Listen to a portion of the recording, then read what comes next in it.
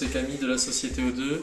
Aujourd'hui, on va aborder un sujet qui nous tient à cœur chez O2, c'est la sécurité. C'est l'un des axes forts de la méthode, la sécurité. On a développé avec O2 il y a quelques années un outil qui s'appelle les petits champions de la sécurité. On avait développé cet outil avec Bayard et Pomme d'Api. C'est un outil vraiment ludique qui permet aux enfants de les sensibiliser aux risques domestiques et piétons. Pourquoi on fait cette vidéo ? On constate, là j'ai lu un petit article en début de semaine sur le sujet, il y a une augmentation des accidents domestiques depuis le début du confinement. C'est logique, les enfants sont à la maison toute la journée et comme on n'est pas des professionnels de la petite enfance, on n'a pas toujours les bons réflexes. Pour les accidents piétons, je pense que pour l'instant on est tranquille puisque personne n'est dans les rues. Mais par contre, les accidents domestiques, on va voir ensemble quelques petites choses qu'on peut mettre en place qui permettent de réduire les risques. Quelques chiffres clés, les accidents domestiques en France, c'est environ 2000 accidents par jour auprès d'enfants de 0 à 6 ans. Et dans 80% des cas, les accidents interviennent à l'intérieur de la maison. Donc c'est un chiffre qui n'est pas négligeable.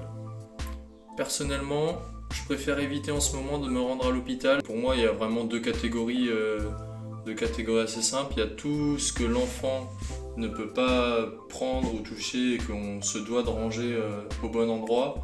Donc il y a tous les médicaments, tous les produits ménagers. Donc ça c'est hyper important de les ranger dans des endroits soit fermés ou en hauteur pour éviter que l'enfant les prenne. Tous les outils liés au jardinage, au bricolage. Ensuite, le deuxième risque, c'est tout ce qui va être autour des brûlures. Donc il y a une petite astuce toute bête, c'est qu'on peut limiter la température de son chauffe-eau. Ça c'est un petit conseil que je vous donne, vous limitez à une température acceptable. Et donc même si l'enfant met l'eau chaude à fond, il ne peut pas se brûler puisqu'on ne va pas dépasser un certain degré. Enfin, il y a aussi les escaliers. Les escaliers, attention, grosse source d'accidents. Donc on a forcément les barrières. Et en ce moment, on a beaucoup de temps.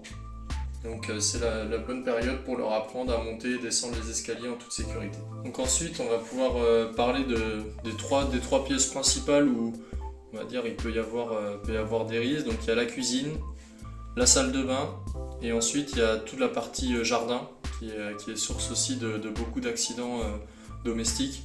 Dans la cuisine, c'est assez simple. Les deux gros dangers, c'est les brûlures et les produits coupants. Donc quand on fait à manger avec notre enfant, c'est toujours des super moments, ils adorent ça, mais il faut être vigilant sur sur l'organisation et ne pas laisser traîner de choses dangereuses. Donc pour les produits, vraiment pour éviter les brûlures, le réflexe tout simple, c'est les casseroles et les poêles. On met les queues à l'intérieur du plan de travail pour pas risquer qu'il l'attrape. Et attention au four, le mieux c'est vraiment d'avoir un four avec une petite porte isotherme, mais bon, si c'est pas le cas, il faut vraiment lui expliquer, lui apprendre et faire en sorte qu'il n'approche pas du four. Ensuite il y a tous les objets coupants, donc là toujours faire attention.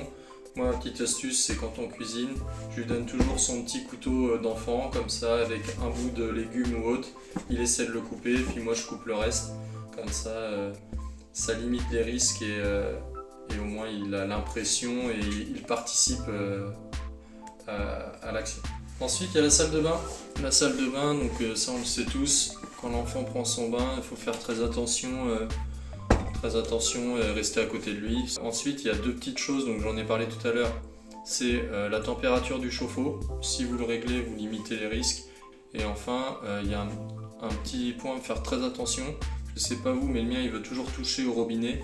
Et c'est souvent très chaud le robinet. Donc attention à la robinetterie où il pourrait se brûler. Enfin, le troisième lieu où on va avoir souvent des accidents domestiques, c'est le jardin. Donc le jardin, très important, il faut ranger tout le temps ses outils, ne pas les laisser traîner. Moi je sais que j'ai une petite tendance parfois, après avoir fini de bricoler, j'en ai un peu marre, je les mets dans un coin et je me dis je rangerai plus tard.